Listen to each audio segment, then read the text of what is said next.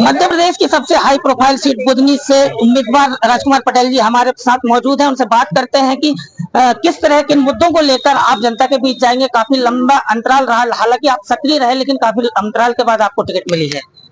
देखिए साहब, राजनीति तो नाम ही संघर्ष का है।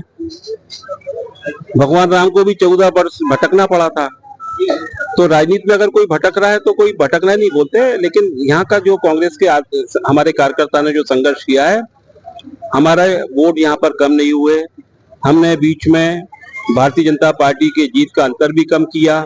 और मैंने पहले भी कहा था, मैं फिर कहना चाहता हूँ, बुधनी कांग्रेस का गढ़ था, गढ़ फिर बना के हम लोग इसको रहेंगे।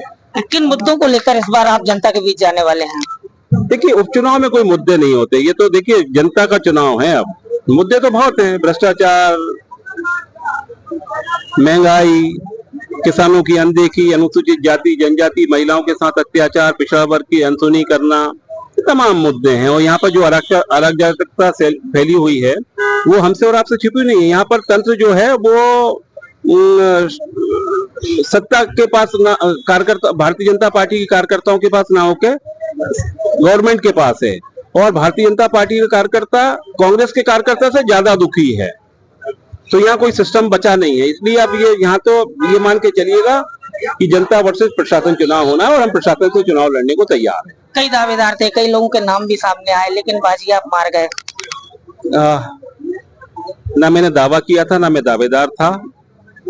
मैंने पहले भी कहा था, सलगनपुर की सभा में भी आप भी थे, तब भी मैंने कहा था कि मेरा चुनाव चिन्ह तो हाथ का पंजा है। पार्टी जिसको टिकट देती है वो कार्यकर्ता सबको उसमें समाहित उनकी भावनाएं होती हैं। तो निश्चित रूप से मुझे अगर टिकट मिला है तो हमारे कांग्रेस के कार्यकर्ताओं की, नेताओं की, हमारे हाईकमान की, प्रदेश नेतृत्व की, सबकी भावनाएं उसमें समाहित हैं। इसलिए ये कहना कि मैं बाजी मार गया, कोई बाजी नहीं। सब लोगों ने सोच समझ के अपनी अपनी राय दी होगी और राय के आधार पर जब टिकट बटा है तो ये नहीं कह सकता कि कोई इससे दूर हो गया या किसी की भावनाएं इसमें नहीं है। सारा परिवार है हमारा कांग्रेस का, टिकट तो एक ही है।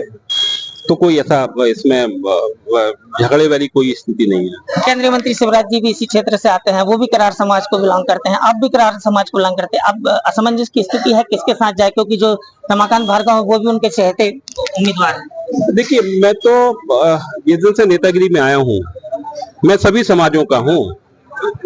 मैं एक समाज का नहीं हूँ। सार्वजनिक जीवन जो जीता है वो सब समाजों का होता है। तो मैं समाज तो एक अपनी पहचान होती है, वो अपनी जगह है।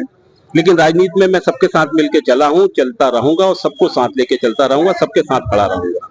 पूरे देश में जो है कांग्रेस ईडी गठबंधन मजबूत करने की बात करती है, लेकिन बुधनी में जो गठबंधन फेल हो गया है, आपकी क्या राय है? क्योंकि यहाँ समाजवादी पार्टी से अर्जुन आर्य जो है वो उम्मीदवार है इस समय। इस मामले में हो सकता है कि हमारे हाईकमान अगर बात करें तो कोई रास्ता निकले। इस बारे में मुझे ज्यादा जानकारी नहीं है क्योंकि ये हमारे स्तर की बात ही नहीं है। ये बाकी हुए हैं, कितना असर होगा उसका यदि बात की जाए चुनाव को? अब देखो साहब, चुनाव जब चलता है तो चुनाव तो 1 नंबर और 2 नंबर के बीच होता है। बाकी तो फिर अब जितने उम्मीदवार होते हैं वो कहाँ जाके खड़े होते हैं उसमें मुझे कोई टिप्पणी नहीं करनी है। मेरी जहाँ तक राजनीतिक समझ है, मैंने हमेशा इस बात को देखा है कि चुनाव 1 नंबर और 2 नंबर के बीच में ही होता है। और हम लोग ये मान के चलते हैं कि अभी जनता का जो रुख है वो कांग्रेस के पक्ष में और भारतीय जनता पार्टी के खिलाफ है।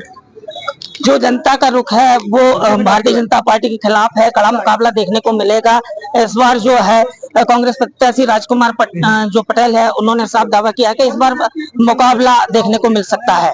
पीताम्बर जोशी, MP तक, बुधनी।